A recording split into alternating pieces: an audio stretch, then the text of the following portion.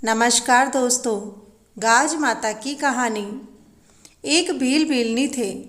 भीलनी भाद्रपद महीने में गाज माता की पूजा कर व्रत करती थी।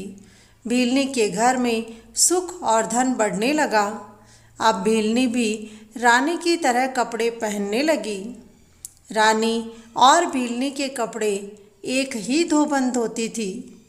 एक दिन धोबन ने दोनों के कपड़े ले लिए और धोने लगी। दोनों के कपड़े एक जैसे होने के कारण उसे पता ही नहीं चला कि भीलनी के कपड़े कौन से हैं और रानी के कौन से हैं। इसीलिए कपड़े बदल गए। रानी के पास धोबन कपड़े लेकर गई। रानी ने देखते ही पूछा, ये कपड़े मेरे नहीं हैं, ये कपड़े बदल गए हैं। किसके साथ बदले हैं? कौन है ऐसा इस नगर में जो मेरे जैसे कपड़े पहनता है?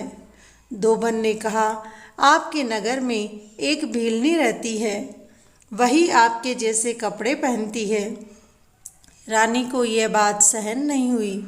उसने भीलनी को अपने राजमहल में बुलवाया और भीलनी से पूछा कि तुम कौन से जादू जानती हो जो तुम मेरे जैसे कपड़े पहनती हो? इतना धन तुम्हारे पास कैसे आया?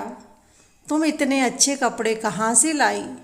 भीलनी ने कहा, रानी जी, मैं कोई जादू नहीं जानती हूँ। मैं तो भाद्रपद के महीने में गाज माता का व्रत करती हूँ। गाज माता मुझ पर प्रसन्न हुई है, इसीलिए मुझे इतना धन प्राप्त हुआ है और संतान की प्राप्ति भी हुई है। मुझे संतान सुख चाहिए था, इसीलिए मैंने गाज माता का व्रत शुरू किया। रानी भीलनी से बोली, संतान सुख तो मुझे भी नहीं है। क्या ये व्रत करने पर मुझे भी संतान की प्राप्ति हो जाएगी? अगर हाँ, तो मुझे भी विधि बताओ। भीलनी ने गाज माता के व्रत की विधि बताई। कहा, काकरी कसार मोगरे मगध बनाना, एक मोटी रोटी बनाना और फिर उस पर घी शक्कर डाल करके गाज माता को भोग लगा देना। कच्चे सूत का धागा अपने चूड़े पर बांध लेना। रानी ने उसी समय गाज माता को प्रणाम कर हाथ जोड़े और बोली, हे गाज माता, यदि मुझे 9 महीने बाद पुत्र की प्राप्ति हुई तो मैं भी भीलनी के कहे अनुसार आपका व्रत करूँगी।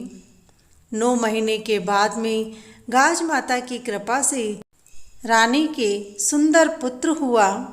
राजकुमार के आगमन से पूरे महल और नगर में खुशियाँ छा गई। धीरे धीरे राजकुमार बड़ा होने लगा। भाद्रपद का महीना आया। भाद्रपद महीने में गाज माता का व्रत आया। रानी व्रत करने लगी, लेकिन व्रत करके पूजा तो की, परंतु ना तो कसार खाया और ना ही मगध लिया और ना ही कच्चे सूत का धागा अपने कंगन पर बांधा।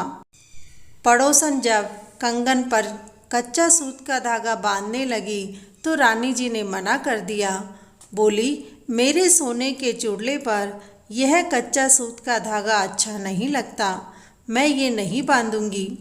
फिर जब भोजन करने बैठी तो मोटी रोटी और कसार मगध नहीं खाया। बोली, मेरा बेटा अभी 1 वर्ष का भी नहीं हुआ है। ऐसा करने से मेरे पुत्र का पेट दुखेगा। तो उसने उसे भी खाने से मना कर दिया। गाज माता इससे रुष्ट हो गई। गाज माता ने रात्रि के समय में पालने सहित राजकुमार को उठा लिया। सुबह होते ही रानी ने पालना और राजकुमार देखा, पर दोनों ही वहाँ नहीं मिले। चारों तरफ हाहाकार हो गया। सब राजकुमार को ढूंढने लगे, लेकिन किसी को राजकुमार नहीं मिला। भीलनी को रानी ने घर पर बुलाया और पूछा, तुम कौन से जादू टोने जानती हो जो तुम पर गाज माता प्रसन्न हुई और मुझ पर रुष्ट हो गई है? मेरे पुत्र को पालने सहित ले गई है। वह बोली, यह तो गाज माता का प्रकोप होगा। आपने नियम पूर्वक गाज माता का व्रत नहीं किया होगा। आपने कच्चा सूत का धागा बांधा? रानी बोली, नहीं, मेरे सोने के चूड़े पर कच्चा सूत का धागा अच्छा नहीं लगता। भीलनी बोली, तो आपने पूजा करके कांकरे कसार और मोगरी मगध का भोग लगाकर स्वयं प्रसाद पाया होगा। रानी ने कहा, नहीं, मेरे बेटे का पेट दर्द होता, इसीलिए मैंने नहीं खाया। तब भीलनी ने कहा, यह तो गाज माता का ही प्रकोप है, वह रुष्ट हो गई है। आप गाज माता को प्रणाम कीजिए, उनसे क्षमा मांगिए।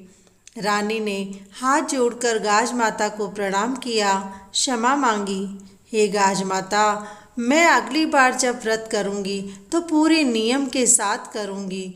डोरा भी लूँगी और भोग भी जो आपको लगाऊँगी वही प्रसाद के रूप में ले लूँगी। हे गाज माता, मुझे क्षमा करो।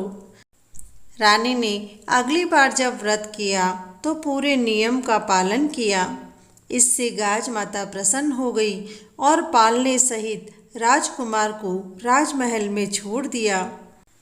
अब राजा और रानी ने पूरे नगर में ढिंढोरा पिटवा दिया कि सभी माताएं भाद्रपद के महीने में अपने संतान के लिए और संतान प्राप्ति के लिए गाज माता का व्रत करें।